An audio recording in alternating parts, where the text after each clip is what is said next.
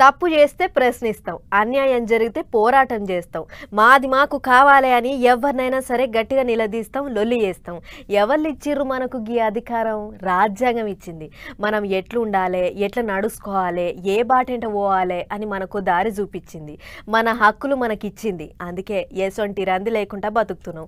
దునియాలనే గొప్ప రాజ్యాంగం మనదే. అందుకే రాజ్యాంగ దినోత్సవాన్ని దేశమంతా మస్తు గొప్పగా చేసుకున్నది. అటు ఢిల్లీలో రాష్ట్రపతి Murmu madam, PM sir, speaker sir, తత్తిమ లీడర్లంతా రాజ్యాంగ దినోత్సవం పండుగల పాల్పంచుకున్నారు. మన రాజ్యాంగం గొప్పతనం ఏంటిది, ఏమేం కథ అని అందరూ తీరొక్క తీరులో మాట్లాడినరు. అందులో ఈసారి 75వ రాజ్యాంగ దినోత్సవాలు చేస్తున్నారు కాబట్టి ఇంగింత పెద్దగానే చేసిండ్రు సంబరాలు. ఈ ఏడాది పొడుగుతా నడుస్తాయట ఉత్సవాలు. ఢిల్లీలోనే చెయ్యి పార్టీ పెద్ద మనుషులు అలగు మీటింగ్ పెట్టుకొని రాజ్యాంగం గొప్పతనం మీద మాట ముచ్చట్లు చేసిండ్రు. ఇక అటు ఢిల్లీలోనే కాదు, మన దిక్కు కూడా రాజ్యాంగ దినోత్సవం ఘనంగా చేసిండ్రు సర్కారోళ్ళు. సీఎం బాబు సారు సెక్రటేరియట్లో పెట్టిన మీటింగులో మాట్లాడిండు. ఆ రోజు అంబేద్కర్ గారు ఇచ్చిన ఓటు హక్కు మీరు చూస్తే కొన్ని దేశాల్లో కొన్ని సందర్భాల్లో అందరికీ ఓటు ఇవ్వలేదు. పేదవాళ్లకు ఓటు కొన్ని దేశాల్లో పేదవాళ్లే కాకుండా కొన్ని వర్గాలకు కూడా ఓటు ఇవ్వని పరిస్థితి. కానీ భారతదేశంలో మొట్టమొదటి నుంచి డబ్బులుండేవాళ్ళు, డబ్బులు లేని వాళ్ళు, లేకపోతే బలహీనులు, బలవంతులు అందరికీ ఒకే ఓటు తప్ప రెండో ఓటు లేదు. ఆ ఓటు ద్వారా ఈరోజు దేశంలో ఒక విధంగా చెప్పాలంటే రాజ్యాంగాన్ని మనం కాపాడుకోగలుగుతున్నాం. ఎప్పుడైనా సరే ఏ నాయకులైనా సరే అతిగా ప్రవర్తించినా, రాజ్యాంగాన్ని దుర్వినియోగం చేసినా మళ్ళీ కరెక్ట్ చేసే శక్తి ఓటర్స్కుంది. అదే రాజ్యాంగంలో ఒక బలమైన శక్తి అని చెప్పి కూడా నేను మీకు తెలియజేస్తున్నా.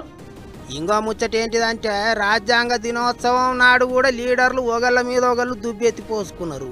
సర్కారోళ్ళు రాజ్యాంగం ప్రకారం నడుచుకుంటలేరని ఎగస్ పార్టీ వాళ్ళే రాజ్యాంగానికి గౌరవం ఇస్తలేరని సర్కారోళ్ళు ఆడిపోసుకున్నారు. తెలంగాణలో చెయ్యి పార్టీ వాళ్ళు పాత సర్కారోళ్ళ మీద గట్టిగానే చాపించిండ్రు. 140 ఏళ్ల చరిత్ర కాంగ్రెస్ పార్టీ ఈక కూడా పీక లేవు. నీకు ఆ శక్తి లేదు, ఆ కెపాసిటీ లేదు. పెద్ద పెద్ద డైలాగులు కొట్టి ఇక మాతోటి అనవసరంగా మా వాళ్ళతో తిట్లు పడకు. ఇక నువ్వు కాంగ్రెస్ పార్టీ సోనియా గాంధీ రాహుల్ గాంధీ అంటే ఊకము. కేటీఆర్ రాజకీయంగా మమ్మల్ని ఏమన్నాను, మేము అంటాం. కానీ మా పార్టీ మీద నువ్వు నోరు మారేసుకుంటే దానికి డబల్ త్రిబల్ నోరు మారేసుకుంటాం మేము. ఏడైతే దాన్ని పీకదాలలో పీకుతంటాడా? మర్రి చెట్టు లాంటి ఏర్లను పీకే అంత కెపాసిటీ కేటీఆర్కున్నదా? గిట్లా ఓ దిక్కు రాజ్యాంగ దినోత్సవం సంబరాలు చేసుకుంటేనే ఇంకో దిక్కు సందు పడరానోళ్ళ మీద బాణాలు వేసిండ్రు లీడర్లు. గమ్మత్ ఏంటిదంటే అటోళ్ళు ఇటోళ్ళు ఇద్దరు మీరు రాజ్యాంగం పోటీ నడుస్తలేరంటే మీరు రాజ్యాంగం పోటీ నడుస్తలేరు అనుకుంటారు. మరి ఇక ఇద్దరు అసొంటోళ్ళే అయితే మాకేం ఫాయిదా ఉన్నది, అంత ఉత్తదేనా అనుకుంటారు పబ్లిక్.